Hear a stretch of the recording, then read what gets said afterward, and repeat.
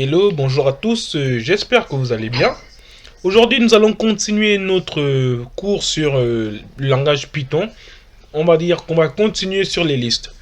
Déjà, nous avons vu que une liste, c'est, comment dire, on crée la variable, on ouvrait des crochets, on fermait, et tous les contenus séparés par une virgule avec des côtes pour chacun des éléments. Ça nous représentait une liste. Et pour chaque liste, on pouvait avoir accès à différents éléments de cette liste. Ensuite, on pouvait appliquer des fonctions qu'on avait vues précédemment sur chacune de ces listes. Donc aujourd'hui, de quoi allons-nous parler?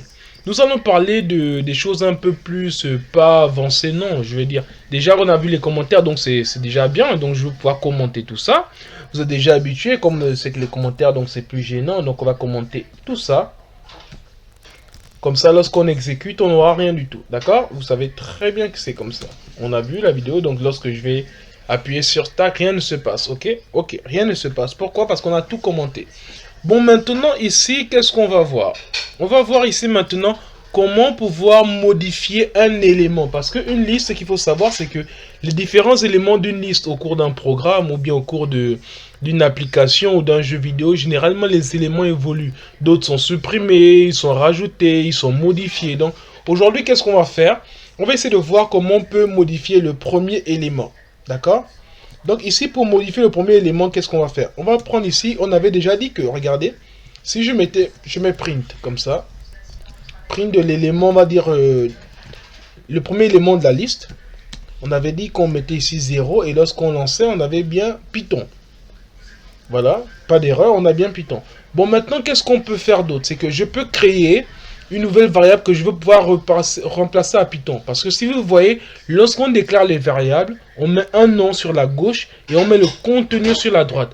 Donc pour le moment, lorsqu'on met un seul égal comme ça veut dire qu'on parle d'affectation. Ça veut dire que l'élément qui est à gauche, à droite, pardon, sera inclus dans la variable qui est à gauche. Par contre, si on met comme ça double égalité, vous verrez ça plus tard, ce n'est pas pareil. Triple égalité non plus, mais ça existe. Vous verrez ça plutôt parce qu'il y a pas mal de langages de programmation qui le font. Mais déjà, ce que vous devez retenir, c'est que double, il y a un sens quand on met triple égalité, il y a un autre sens quand on met double égalité. Et quand on parle d'une seule égalité, on parle d'affectation. Donc pour le moment, on va s'arrêter à la seule égalité quand on parle d'affectation. Et donc ici, quand on parle d'affectation, c'est que supposons que je crée, on va dire, bon, on sait que le premier élément, c'est langage 0, d'accord? J'ai envie de remplacer Python. Supposons que pour moi, Python ne figure plus parmi mes langages de base. J'ai déjà envie de faire, par exemple, à la place du Python, j'ai envie de faire du VBA. Ok? Donc, qu'est-ce que je vais faire? Je vais appeler, en fait, une variable. Bon, déjà, la variable qu'on prend, c'est celle-là, d'accord? Ici, qu'est-ce que je vais faire? Je vais maintenant afficher le contenu. Ici, je vais mettre VBA. Ok? Ici, qu'est-ce que je viens de faire là? Je viens de dire juste que puisque quand on fait langage 0, on obtient Python. On a bien obtenu Python ici. Donc, qu'est-ce que je dis? C'est que la valeur qu'on a obtenue, c'est bien Python. Donc, ici, c'est Python qui est là. Mais quand on parle d'affectation, ça veut dire ce qui est là va écraser ce qui était là.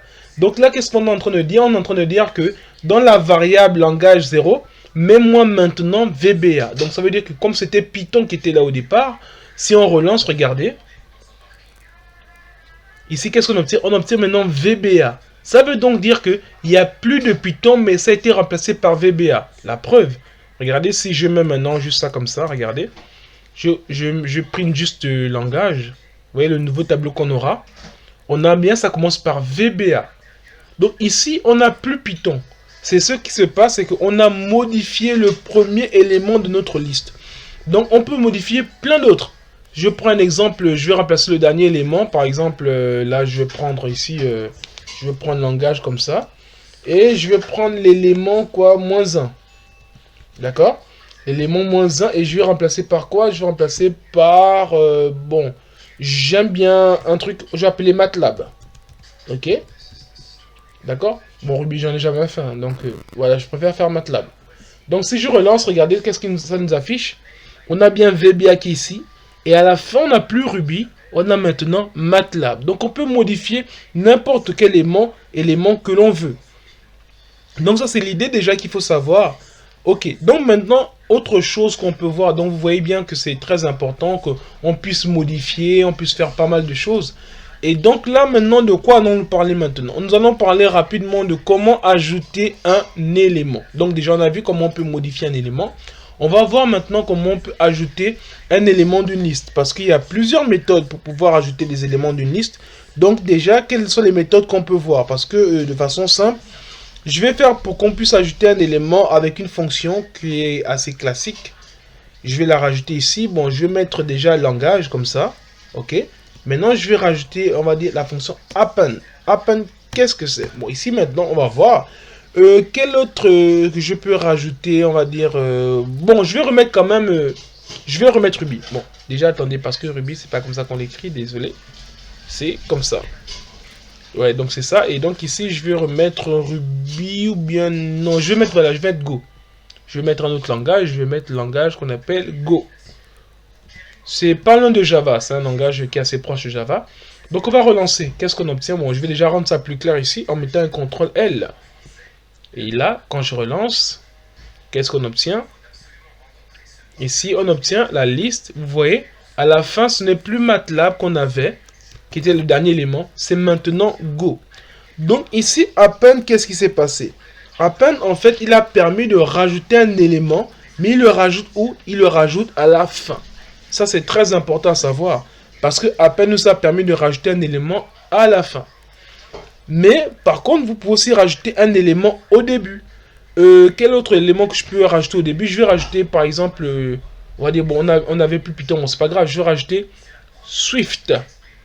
Ici, qu'est-ce qui se passe? Comment faire pour rajouter, en fait, un élément au début? Ce qu'il faut toujours faire, c'est qu'on met toujours le nom de notre liste d'abord. Après, quand on met point, on nous propose des fonctions. Et donc, si on descend plus bas, vous allez voir. Je pense que je l'ai manqué. Ah oui, c'est là, pardon. Insert, ok? Et là, insert maintenant, à quoi ça nous sert? Donc ici, insert, il y a deux éléments que prend insert. C'est la position à laquelle on veut rajouter la liste. On veut rajouter à la liste. Ensuite, c'est l'élément qu'on veut rajouter. Bon, supposons que j'ai envie de mettre Swift au tout début, donc avant VBA. Donc, qu'est-ce que je fais? Je mets ici comme ça. D'abord, je mets la position, d'accord? Après, je mets une virgule. Et ensuite, maintenant, là, je mets ce que je vais rajouter. Donc, ici, je vais mettre Swift comme ça. OK? Donc, là, maintenant, si je relance, quel est le nouveau tableau qu'on a? Ouais, ici, maintenant, on a bien rajouté au début Swift, VBA, JavaScript, ainsi de suite. Et ça termine bien par Go. D'accord? Jusque-là, c'est bon. Si je vais rajouter à une autre position, par exemple, je vais rajouter le langage, par exemple, je sais pas, je vais rajouter Scala. Donc ici, si je fais ici langage toujours, commence toujours par d'abord notre liste, point insert. Et là maintenant, qu'est-ce que je fais ici? Je vais rajouter ça peut-être à la troisième position. Troisième position, et là ensuite je mets Scala. D'accord? Ok. Bon, maintenant ici, si je relance ça, qu'est-ce qu'on obtient? Ok, regardez ce qu'on a ici, là. Vous voyez ici, on a mis 3. Regardez, c'est où est-ce que Scala est? C'est 1, 2, 3, 4. Vous voyez? Il est à la quatrième position. Pourquoi? Parce qu'on commence par 0. Donc retenez bien, 3 ne veut pas dire le troisième élément du tableau. Non. Ça veut dire que ce sera l'élément dont l'index sera 3. Ça veut dire que si on veut afficher Scala, comme on a mis 3, il suffira de mettre langage comme ça. Ensuite, on met les crochets et on met 3. Et si on fait ça, c'est pour récupérer notre élément qu'on vient de rajouter qu'on appelle Scala. Vous voyez? Il a bien mis Scala. Donc le nombre qu'on met ici, c'est le nombre quand on va faire langage et on va mettre crochet et la position là. Donc c'est la même chose. Si je veux mettre encore un nouvel élément, je vais rajouter un nouvel élément ici. Là par exemple, je vais mettre ici encore langage comme ça. Langage.insert, ok. Et là maintenant j'ai envie de mettre ça à la première position. Donc ici je vais mettre à la première position. Qu'est-ce que je vais mettre à la première position? Bon, je vais quand même remettre quand même notre petit Python. Ok. Donc je vais mettre ici Python comme ça. D'accord. Et là maintenant si je relance, Python, vous voyez ici là c'est 1. Ça veut dire le premier élément, ce sera quoi dans notre tableau ici? Le premier élément c'est Swift. Donc ça commence à 0. Donc entre VBA, il y aura Python. Parce que c'est 0, après c'est 1. Et là on a mis 1, donc après ce sera Python. Donc si on lance le... On va dire le... Là vous avez bien vu. On a bien obtenu bien JavaScript. Bon attendez, ça c'est pardon. Je voulais juste mettre là ici. On va voir le nouveau tableau qu'on obtient. Ok. Donc ici, on a obtenu un nouveau langage, mais vous voyez, ici, il y a bien Swift. Après, c'est Python. Donc Python a été intercalé entre VBA et Swift. Donc ça, c'est une manière de, lorsqu'on veut rajouter des éléments, on peut soit rajouter un élément au début, soit avec là, le 0 comme ça, ou bien 3 ou 1, ou bien un élément à la fin, juste avec la fonction append. Donc insert nous permet de rajouter un élément là où on veut, append nous permet de rajouter un élément à la fin. Donc là déjà on a pu manipuler quand même au niveau déjà, on a vu comment on peut modifier un élément d'une liste. On a vu comment on peut ajouter un élément d'une liste. Bah, qu'est-ce qu'il nous reste? Bah, comment supprimer un élément d'une liste. Bon, déjà, encore, ce que je vais d'abord faire juste rapidement, c'est pour voir qu'on peut même démarrer d'un tableau vide. Juste pour terminer, regardez. Bon, d'abord, je vais mettre ici, je vais appeler ce qu'on appelle framework. Ok? Donc, framework, ici, je vais mettre d'abord un tableau vide. Voilà comment on présente d'abord un tableau vide. Donc, si je print framework comme ça. Ok, je print framework. Je vais d'abord déjà commenter ça. Je vais juste commenter ça. Ok. Donc là, maintenant, si je relance, vous voyez, regardez. Ce qui se passe, c'est que là, on va obtenir un tableau vide. Il n'y a rien dedans. Donc, ce qu'on peut faire, c'est qu'on peut rajouter des éléments, par exemple, avec la fonction append. C'est-à-dire que si je veux prendre, on va dire, ouais. Ici, je vais mettre, par exemple, framework.append. Et je rajoute quoi? Je vais rajouter Symfony. Symfony. Ok. Donc ici, si je rafraîchis, qu'est-ce qu'il a? Il a un tableau avec Symfony. Donc si maintenant je vais rajouter un autre élément, bah, je peux encore faire framework comme ça. Framework append. Après, je mets ici React. React JS comme ça. Ensuite, je mets encore un framework pour mettre append. Je vais mettre Angular. Angular et dernier framework que je vais rajouter. Vous avez compris, pour ceux qui font beaucoup d'informatique, ils auront compris. On va rajouter Vue.js. Ok. Là maintenant, qu'est-ce qui se passe si je relance ça? Regardez. On a bien ici Symfony, React.js, Angular.js. Il allait dans l'ordre. Donc il a rajouté à partir du premier élément, à la fin, à chaque fois. Donc au début c'était Symfony qui était le dernier élément, après c'est React qui était le dernier élément, Angular et ensuite Vue.js. Donc le principe marche aussi pour tout. Après on peut rajouter à n'importe quelle position entre les deux, avec un nom, avec insert, et là vous avez très bien compris. Donc jusque là on est bon. Maintenant quand on va parler maintenant de supprimer un élément. Vous allez voir souvent, il y a souvent la touche del pour qui parle de supprimer. Bah, c'est un peu le principe. Supposons que, on va dire, j'ai d'abord rajouté framework comme ça. Append, je vais mettre ici jQuery. D'accord? Donc là, j'ai rajouté jQuery. Bon, après maintenant, je me rends compte que, par exemple, jQuery n'est pas forcément l'élément que je voudrais, on va dire, que je voudrais rajouter. Donc on sait que déjà, je vais supprimer jQuery comment? En faisant juste framework, comme ça, point. Il y a une méthode qu'on appelle pop. D'accord? On va voir ce que ça fait. Regardez. On va relancer pop. Qu'est-ce qu'on a? Bam! Qu'est-ce qu'il a fait? Il a supprimé le dernier élément. Donc, en fait, ici, append, c'est pour rajouter un élément à la fin. Et pop nous permet de supprimer un élément à la fin. Donc ça, c'est très important. Pour ajouter un élément en fin, c'est avec append. Et pour supprimer un élément en fin, c'est pop. Maintenant, ce qu'on peut voir, c'est qu'on peut vouloir supprimer, par exemple, un élément pas forcément à la fin, mais au début. Donc l'idée, si on veut supprimer un élément au début, par exemple, je vais prendre par exemple React.js, c'est le 1. De toute façon, c'est que le 0, c'est celui, le 1, c'est celui-là. Et donc, regardez ce qui se passe. Ok, donc on a Symfony, on a Angular.js, on a ça, et voilà. Et là, il n'y a plus React.js. D'accord? Parce que si vous voulez, vous avez bien vu, au départ, on avait tout d'abord. Parce que là, j'ai mis à ce niveau où on a rajouté jQuery. D'accord? Donc maintenant ici, là, on peut supprimer un élément, ou bien je peux dire que je supprime le premier élément qui est Symfony avec pop 0. Donc si je mets pop 0 comme ça, voilà, on a supprimé Symfony.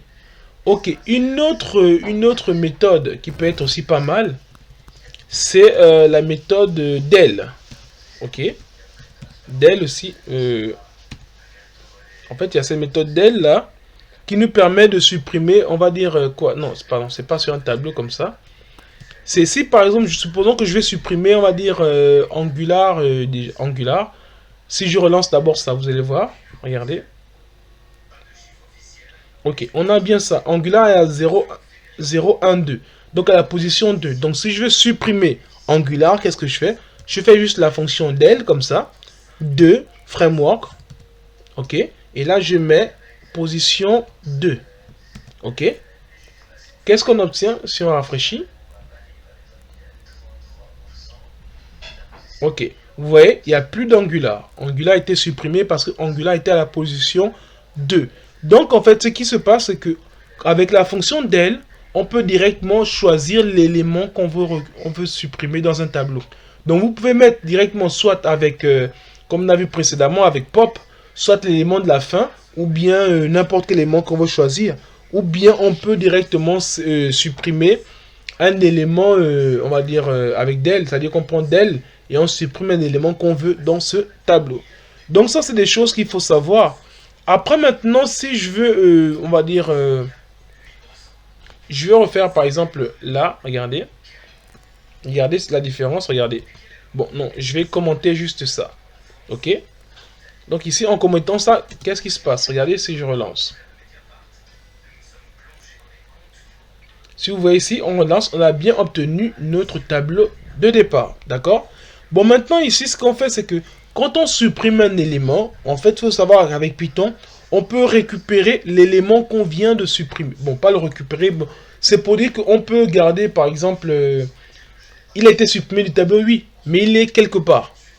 C'est-à-dire qu'il ne va pas dans le vide comme dans... Il va dans une corbeille. C'est-à-dire une manière de pouvoir partir quelque part où on pourra le récupérer. Si par exemple... comment je peux dire ça? Je vais faire quoi? Je vais dire ok. Je vais juste dire... dans framework, je vais d'abord mettre... je vais mettre, on va dire, élément supprimé. On va dire language. Language comme ça. Je mets deleted. Ok. Language deleted. Qu'est-ce que je vais prendre le langage de supprimer? Je vais supprimer l'élément qui est... Bon, j'aime pas trop Angular. Donc, voilà. Donc, l'élément là, on avait dit qu'il est à la position 2. Donc, 0, 1, 2. Ok.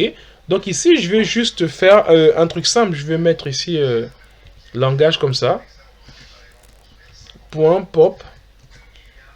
L'élément 2. D'accord? Et en fait, maintenant, comme je prends l'élément 2, ce que je vais faire, cet élément, c'est que je vais le supprimer. D'accord? Et ensuite, maintenant, on pourra le réutiliser. Par exemple, là, si je veux dire après ça, je peux dire, par exemple... non, je vais mettre ici un F comme ça. Je vais print ça. Ok? Donc, je vais print ça. Qu'est-ce que je vais dire dans ça? Pardon, je vais juste... Voilà. Je vais dire... bon. Je n'aime pas trop. Et là, maintenant, qu'est-ce que je vais faire? Je vais mettre les variables, comme on connaît déjà très bien comment le faire. Donc ici, je mets les variables. Je vais dire ici... language deleted. Voilà. Ok. Donc ici, maintenant... Je vais lancer ça. Bon, déjà, je vais déjà éclaircir un peu tout ça. Ça fait déjà beaucoup. Ok. Voilà. On va ici. Bon, là, oui, en fait, j'ai mis langage deleted. En fait, c'était framework. Bon, c'est pas grave. Bon, en fait, l'idée, elle est là. Ce que je vais faire, c'est que ici, on a ça. Maintenant, ici, je n'aime pas trop VBA.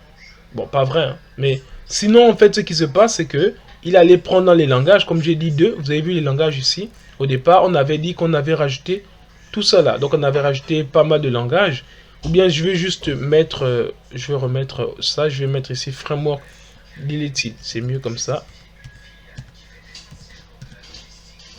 Comme ça, vous ne serez pas perdu. Parce qu'on a fait pas mal de choses sur le langage. Donc ici, framework. Ok. Donc là, si je relance, qu'est-ce qu'on a? Ici, qu'est-ce qu'il nous dit? Ah oui, pardon, c'est ça, c'est pas language deleted, c'est framework deleted. Ok. Donc là, je vais relancer. Voilà, il va nous dire, je n'aime pas trop Angular. Donc ici, qu'est-ce qui se passe? C'est parce que, en fait, on peut déjà, même si on supprime un élément, on peut toujours le récupérer et pour faire quelque chose avec. Donc pour dire, j'en ai supprimé l'élément Angular, mais c'est pour dire que l'élément Angular a été supprimé. Ou bien, par exemple, un truc qui est aussi connu. Par exemple, on va dire le framework comme ça. Le, le framework. Le framework tel. Comme vous voyez souvent dans les sites, quand on supprime quelque chose, a bien été supprimé. Ok. Donc maintenant, si je relance, regardez ce qu'on obtient. Là, bien ici, le framework Angular a bien été supprimé. Donc, ce sont des choses qu'on peut faire sur, on va dire, sur la suppression d'éléments d'une liste. Donc, comme on a vu, les éléments d'une liste, on peut additionner, on peut soustraire, on peut modifier, on peut ajouter, on peut supprimer. Donc, les trois actions qu'on voulait, c'était modifier, supprimer ou modifier, supprimer ou modifier, supprimer, pardon, ou ajouter. Donc, on a fait déjà nos trois éléments. Et donc, nous sommes arrivés au terme de notre vidéo. Et donc, je voudrais vous dire rendez-vous à la vidéo prochaine où on va voir maintenant comment on peut organiser nos listes. Donc, je vous dis ciao. Merci.